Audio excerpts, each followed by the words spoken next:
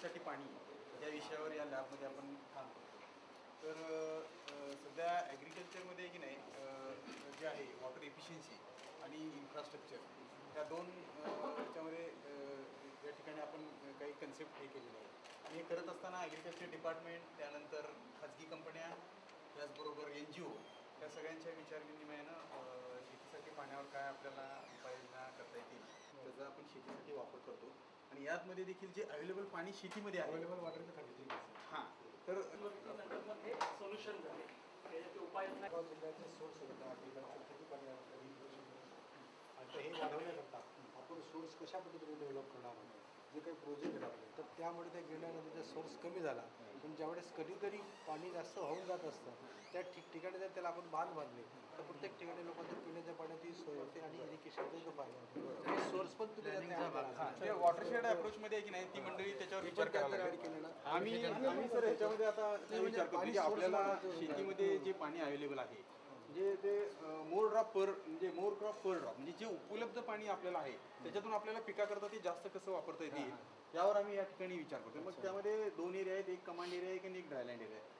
2 महीने तक यहाँ पर रहे हमारे साथ, सुबह से शाम तक हम यही काम करते हैं. हमने ये भी दिया है कि सरकार को एक where we are, who we are and why we come to help in the major context and the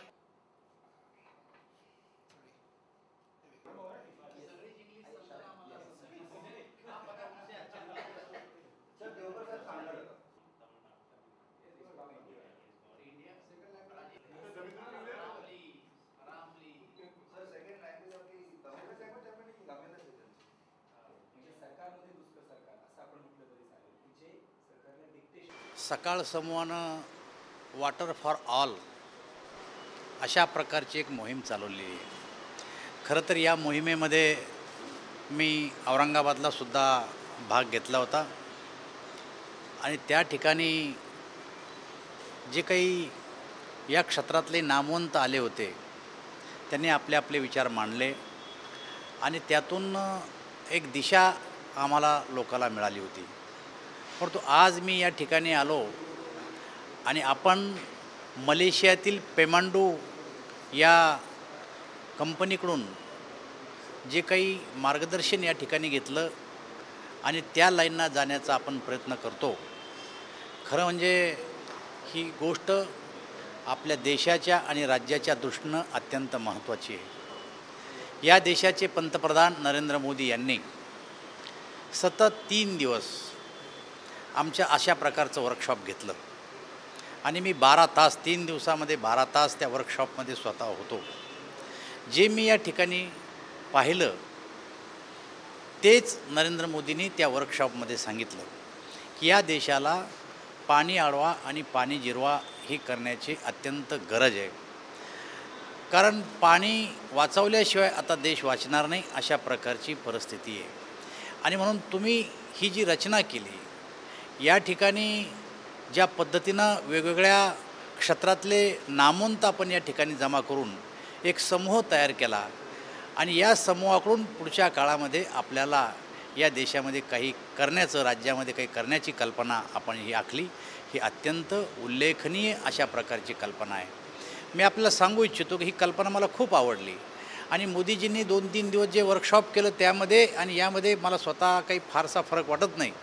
परंतु मी आपल्याला एक खात्री देऊ इच्छितो की वॉटर फॉर ऑल ही जी कल्पना आपण मांडली ही जशीच्या तशी कल्पना एकदा याचं प्रदर्शन नरेंद्र मोदी साहेबांच्या समोर जर झालं तर मला असं वाटतं की त्यांना या तुमच्या कल्पनेतून अजून काही करता येईल का हे नक्की सुचल्याशिवाय राहणार नाही. आणि मी आपल्याला खात्री देतो की आपण हे सर्व तयार करा. मी स्वतः आपल्यासाठी, आमच्या सगळ्यांच्यासाठी त्यांच्याकडे जाईल आणि एकदा आपण हे जे काम केलं तुमच्या स्तरावर हे त्यांच्यासमोर ठेवून त्यातून आपलं काही करता येईल का हे आपण एकदा त्यांच्यासमोर ठेवू असं मला वाटतं. मी पुन्हा एकदा सकाळ समूहाला शुभेच्छा देतो.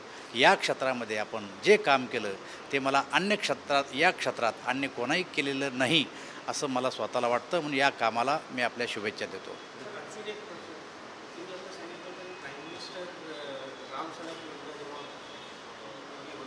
त्याप्रमाणे सिंचन योजना पण कल्पना केलेली आहे त्याच्यावर मी आत्ता आपल्याला सांगितलं की त्यांनी जे 3 दिवस आमचं वर्कशॉप घेतलं, त्या 3 दिवसामध्ये त्यांच्या बोलण्यातून जे मला जाणवलं की ह्या नद्या रिचार्ज केल्या पाहिजे. छोट्या छोट्या शेतकऱ्याला त्यांच्या शेतामध्ये अशा प्रकारचं पाणी साचवण्यासाठी काही धरणं बांधता येतात का, आणि ही योजना मोठ्या प्रमाणावर देशभर लागू करता येते का, अशी त्यांनी एक कल्पना मांडली. जसं की प्रधानमंत्री सडक योजना या देशामध्ये फार गावातल्या शेवटच्या टोकापर्यंत गेली, तसंच प्रधानमंत्री सिंचाई योजना अशा प्रकारची एखादी योजना करता येते का, अशी कल्पना कदाचित या आमच्या याच्यातून समोर येऊ शकते.